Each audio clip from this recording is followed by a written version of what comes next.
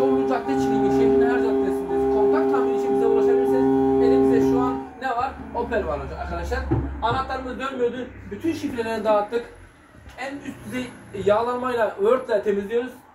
Şifreler burada. Şifreler hepsi içi çok yağlanmış. Biz ne yapıyoruz? Orijinalini bozmuyoruz. Söküyoruz, temizliyoruz veya değişim yapıyoruz ve kondorla yenisini çekip bakın kondor makinamıza yenisini çekiyoruz. Müşteriye teslim ediyoruz. Yani kontak almanıza gerek yok veya kontak değişmenize gerek yok.